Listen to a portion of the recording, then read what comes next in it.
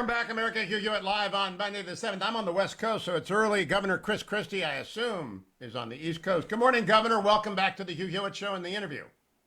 Happy to be back, Hugh, and I am on the East Coast and ready to go with a good day. All right, good. First question, Knicks or Nets for Governor Christie? Knicks. Okay, so I want you to know the Cavaliers are way ahead of them both. That's what I wanted to let you know. Governor. That's not hard, Hugh. Well, it is for Cleveland. You haven't been watching the Cavaliers since LeBron left. Anyway, let's play for the audience what you told Martha Raddatz yesterday, prompting my invitation to you yesterday. Cut number one, Christie on This Week on ABC with Martha Raddatz hosting yesterday. Well, look, Martha, I think that the actions the vice president took on January 6th spoke loudly, and I'm glad he's finally put words to it. I don't know why it took him so long, but I'm glad that he did. And let's face it, let's call this what it is. January 6th was a riot that was incited by Donald Trump in an effort to intimidate Mike Pence and the Congress into doing exactly what he said in his own words last week, overturn the election. Now, he's tried to do a cleanup on aisle one here and correcting that stuff, but it's not going to change. He actually told the truth by accident. He wanted the election to be overturned. Donald Trump did respond to what the vice president said, and I think it's kind of akin to the kid standing in the corner holding his breath. It's immature, and it's beneath the office that he held. So, Governor, did the former president call you yesterday? He did not. Do you expect a call soon? You never know, Hugh. He's knowing him for 20 years and being his friend for 20 years. You never know when you're going to get a call or you're not, when he's upset about something. But look, what I said yesterday is the truth. And my biggest concern about all this is, while Joe Biden and his administration is doing things to this country that may be undoable, and Republicans should be solely focused on that, we still got the folks at the RNC focusing on this stuff, and then all weekend we have commentators asking us these questions, and rightfully so because of the actions of the RNC. We as a party should be focused on our plan for the future and how we're going to change and stop what Joe Biden's doing to this country. Now, Governor, the RNC did a lot of things, and we'll come back to that. I want to focus on the legal issue that maybe Martha didn't hear you say. Incite is a legal term.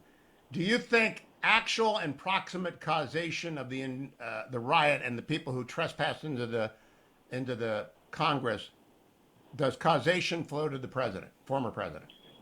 Look, I think due to his conduct, Hugh, not on January 6th necessarily, but the conduct from election night forward.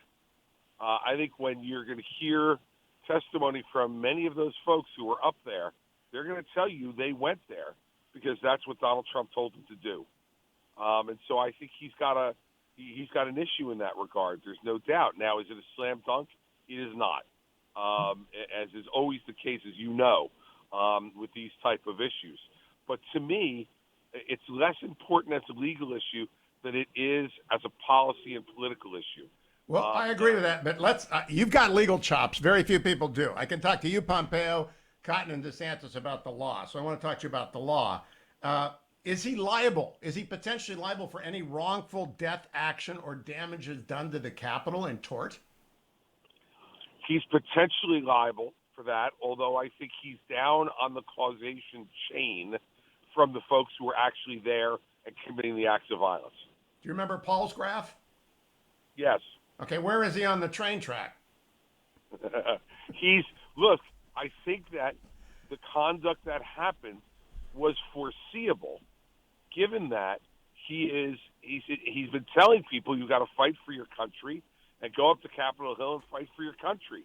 You know, words matter, Hugh. Words matter under the law, words matter in politics, and words matter when they come out of the mouth of the President of the United States. Do you think he intended the 725 people who have been charged with one crime or another to break into the Capitol? I don't think he intended that specific act, Hugh. He's told me he didn't. He's told me on the air that he didn't. I don't think he intended that, but I think what he intended, and his words this past week support this, that he was attempting to set up a situation to intimidate Mike Pence and intimidate the members of Congress into voting to overturn the election. His words, overturn the election, Hugh. Okay, And what was those his are the president's speech? words. Was his speech protected under the Brandenburg test, which we can explain to the Steelers fans later? I believe his speech was protected. I believe his speech was protected. That's why I say that when you look at the causation chain, him saying the things he was saying from Election Day forward is what causes the problems. All right, now I want to switch over to the former vice president's statement. I want to play it for people. Cut number 11 from the Federalist Society last week. President Trump is wrong. I had no right to overturn the election. The presidency belongs to the American people and the American people alone. And frankly, there is no idea more un-American than the notion that any one person could choose the American president. Under the Constitution, I had no right to change the outcome of our election. Now, this is a legal question, Governor Christie, and again, you're a prosecutor with chops. Is Mike Pence right on the law? Yes, he is. Is there any doubt in your mind? Not a scintilla of doubt in my mind that the Electoral Count Act is something that's ministerial. It is not something where the Vice President of the United States is there making a qualitative or political judgment as to the electoral votes that come in certified by the individual states. A ministerial act. Yes. Yeah, okay, and that is a legal. I agree with your assessment. I've always agreed with your assessment. However, I'm also aware in 2016 that Lawrence Tribe and Lessig, a couple of Harvard law profs, were out there trying to get faithless electors to switch their votes after their slates had been certified. Minnesota Post columnist Eric Black wrote about it. Didn't all this craziness begin in 2000, get worse in 2004, and metastasize in 2016 so that it became the 2020 riot? I think all of those things were what I talk about is the Democrats started this in 2000 by calling George W. Bush an illegitimate president. And they're the ones who began down this road of illegitimacy. And by the way, we had votes in 2000, as you know, to not certify the vote by Democrats in the House with the George W. Bush Al Gore election. And it continued from there. Continued in 08, 04, 08, and 16. And then 20 being kind of the pinnacle, at least to date, of that kind of activity. So it's a bad road that we're on, but I want people to understand the Electoral Count Act is not really ambiguous. Now, I moderated 2 debates, Governor, in Arizona on Saturday for the Arizona would-be GOP nominees, 4 out of 5, and for all 4 would-be Arizona GOP governor nominees. I asked the 4 Senate would-be nominees if they agreed with Mike Pence or Donald Trump on the Electoral Count Act. 3 out of the 4 agree with Donald Trump. What does that tell you? Well, it tells me that in Arizona, there are people more afraid of crossing Donald Trump and what that will do in their ability to win the primary than they are in telling the truth. Now, I also asked the governor candidates, all 4 of them. I got booed. I don't like getting booed. You remember? You might not remember. I got booed when I asked Ben Carson if he could actually drop a nuclear weapon on somebody. So I got booed when I asked the candidates what they thought of vaccines and if they had been boosted. And I looked at the audience and said, President Trump said you should answer this question. Cut number 13. Well, I've taken it. I've had the booster. Many politicians, I watched a couple of politicians be interviewed, and one of the questions was, did you get the booster? Because they had the vaccine. And they're answering it like, in other words, the answer is yes, but they don't want to say it. Because they're gutless. You got to say it. Whether you had it or not, say it. Right. But the fact is, Governor Christie, I don't think they're gutless. I think they're afraid of Trump voters. Because I got told I was making up what the president said. I mean, MAGA people were mad at me, telling me that the president didn't say that. What is going on here? People who believe Trump on the Electoral Count Act and disbelieve the former president on boosters. It doesn't make any sense. There's a segment of our population out there right now, Hugh, who just hears what they want to hear.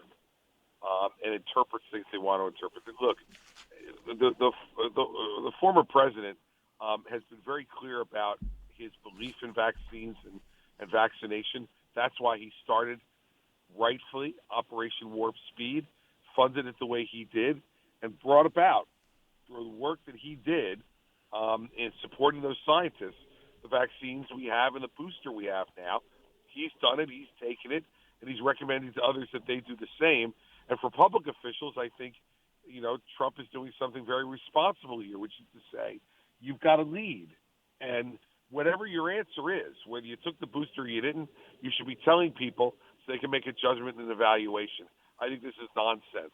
All of it is nonsense. It is. It's crazy. How divided we are. You cannot actually hold both positions and wear a MAGA hat. The MAGA hat says you got to be wrong on the Electoral Count Act and wrong on the booster. To me now, I just don't get it. Nope.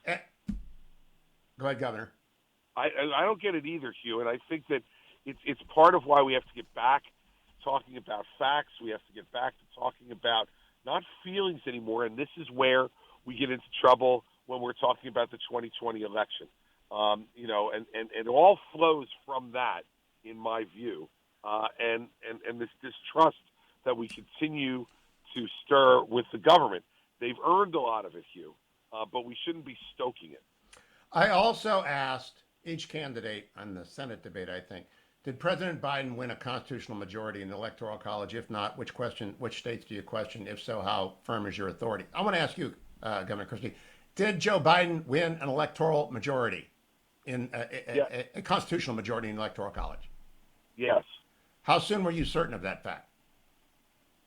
By probably 2 weeks after the election. Okay, I was pretty certain the next day because I written a book. If you're behind in 4 states, you're not going to win. It's just the reality of cheating in America. You got to be within 1,000 votes, and he wasn't within 1,000 votes in any of those states, I don't think.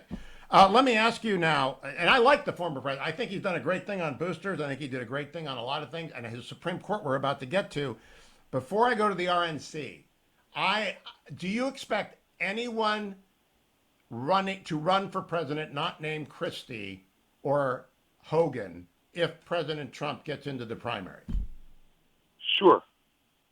Who? I think Pompeo will run. Oh, my guess. I think he would run. I think Pence will run. That's going to be an interesting set of debates. It sure will be, and hopefully we get good questioners like you who are asking questions and allowed to follow up, so you can test what the candidates really know and what they don't. Now, that's a non-fungible token for Chris Christie there. We like that plug. However, when it comes down to it, do you think the president will engage in primary debates given his numbers? Well, I think he likes it. I can tell you, I think he likes it. I think he likes the back and forth, and I don't think he would like to be characterized by anybody who might be running against him that he's afraid to do it. And so, knowing Donald Trump as well as I do for as long as I do, I think he will engage. Okay, now I'm going to take Chris Christie into the break, talk to him during the break, and bring him back on the other end. That's an audience note.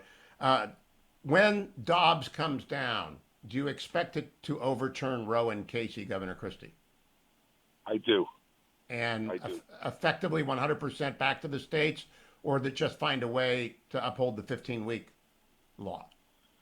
Well, look, I think that John Roberts is desperately going to attempt to find a way to limit it to some extent to just the 15-week law. But I think that Roe is such a flawed decision, always has been, that this court is going to say, look, like Plessy versus Ferguson was flawed, Roe versus Wade is horribly flawed, and we need to overturn it. Yeah, we disagree on predictions. I think the Chief Justice will overturn Roe and Casey. I'll be right back, America. Rejoined now by Governor Chris Christie. So, Governor, I want to go to the RNC. Everybody in elite media, Manhattan Beltway media especially, focused on the censure of Liz Cheney, my friend, and Adam Kinzinger, and they missed entirely the real big deal, which is they adopted rules saying we're not working with the Presidential Debate Commission. I can pretty much guarantee you that that's an issue, and that Liz and Adam are not going to be an issue in the fall of 2022 and in 2024.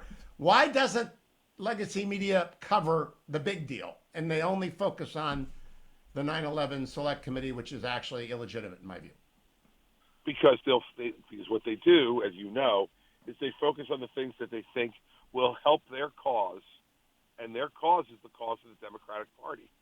And so they don't want to talk about the inherent problems with the Presidential Debate Commission and what that's going to lead to in 2024. They'd rather continue to talk about January 6th. Look, Hugh, I have strong feelings about that. I've said them publicly. I said it again today on your show. But enough already. You know, we saw it. It reminds me of the old Marx Brothers routine. You know, are you going to believe me or your lying eyes? We all watched January 6th. We all know what happened.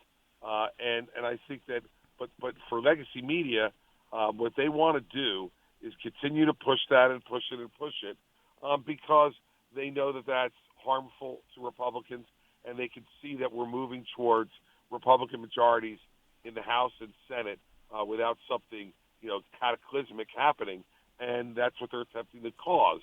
And so that's why they do it, and you know it, and so do I. I do, and I never talk about January 6th because I like my audience. I don't want them to turn me off, and they're bored. They do not like it. It is illegitimate. Nancy Pelosi quashed the minority. And yes, there are two Republicans on it. Liz Cheney's been a fine spokesperson for national security for years. I don't know Adam, but they're opposite their party on this. Obviously, I just am curious. Do you think the blue bubble knows how absolutely uninterested America is in the January 6th Select Committee, which is actually a rump parliament gone wild? No, I don't think they have any idea because they live in their own world. And I said this right from the beginning, Hugh, from when the committee was established, that it had undercut its ability to be a credible investigative body when Nancy Pelosi refused to allow Kevin McCarthy to put the members on that he wanted to put on. And that's always been the right of the minority leader, whether it was a Republican or a Democrat. When she did it, she made it a partisan committee. And that's not saying anything against Liz because, like you, I have great respect for Liz. But the fact is that when she prevents the minority leader from putting the members on that he wants to put on, then she makes it a partisan committee, and it makes it very, very difficult for any American to really listen attentively to what they did. You know, unlike, let's say, the Watergate Committee, Hugh, as you know, from nearly 50 years ago, that was a committee where it was a truly bipartisan committee, appointed the right way to do an investigation of what went on. You know, Governor, I'm older than you, and so I had to watch that in AP government during summer school. That's all we did it was the basketball coach. So we watched 4 hours of Watergate hearings. Those were interesting. Let me ask you about Jeff Zucker leaving CNN. Your reaction? Look, I think that Jeff Zucker is somebody who has tried to manipulate the political process through his position in the media, he left, he resigned, or got pushed out, whichever way it went. To me, hopefully CNN changes after this and stops becoming an advocacy arm for the Democratic Party. Now, Jeff is brilliant, and a friend of mine. I've never worked for him. He offered me a job once. I turned him down. I asked him for a job once. He turned me down. So that's the conflict disclosure. But he's brilliant. He's brilliant. But he made a bet, right? He wanted to be MSNBC light, and it didn't work. Yep, exactly right. And look, same here. He offered me a job twice after I left the governorship. I said no both times, and I told him the reason was I couldn't come on there and be a credible voice given the kind of programming that he was running on CNN. And so, I hope that as they go into the Discovery Channel and they become under different management, that perhaps they'll look at how failed the model is economically and from a news production perspective and decide once again to go back to being a network that shows both sides and isn't an advocacy arm for the Democratic Party. I doubt that will happen, but, we live in hope. Now, let's talk a little bit about ratings in NBC, my former employer. I'm no longer employed by NBC. They have the worst ratings in history for a Winter Olympics. Why is that, Christie, and why doesn't NBC know what to do? It's the worst ratings because, in my view, Hugh, we shouldn't be there. We're giving the Chinese dictator, murdering dictator, a platform to try to make his country and the way they run that country look like it's in with the League of Nations, and it's not. No, it's a totalitarian. Do you believe in the genocide that Mike Pompeo had declared? There's no doubt that what's happening with the Uyghurs, the Uyghur Muslims, is a genocide. And remember, we went to an Olympics in 1936. Hugh, in the midst of a genocide. I think we were wrong then, and I think we're wrong now. So, in terms of the woke corporations that are sponsoring the Olympics, will they get the blowback that, for example, Coca-Cola, Delta, and Major League Baseball got for injecting themselves on the progressive side of the debate in Georgia about Georgia voting laws? Of course not. They won't, because the legacy media that you talked about will not gin it up like they ginned up this controversy in baseball and in Atlanta for the All-Star game, and Major League Baseball caved to it. If they won't do it, and when they don't do it, it makes it much more difficult for that kind of reaction and blowback to occur to these corporations. And Hugh, they know it, and that's why they continue to buy commercials on the Olympics, although with the ratings going the way they are so far, they may turn out to have made a bad investment. Now, let me ask you, by the way, about Major League Baseball. I didn't watch it because of their choice, so I didn't see the All-Star game. Was Frankie Lindor on that squad? Oh, now see? Here you go, Hugh. We're going to get into a Guardians Mets conversation. No, he was not, nor did he deserve to be, given his first half performance, as you well know. It's a fact-based question, Governor. I got two more. Well, of course. I got two more. Redistricting. I actually admire the knife work done by the New York Democrats. I mean, it's sort of like watching the Duelist movie. And in Illinois, does redistricting bother you? I mean, it never bothers me. This is the way it's supposed to be. I just wish legacy media would stop complaining about Texas and Florida and focus on the fact that New York is left the Republicans like the Black Knight Monty Python.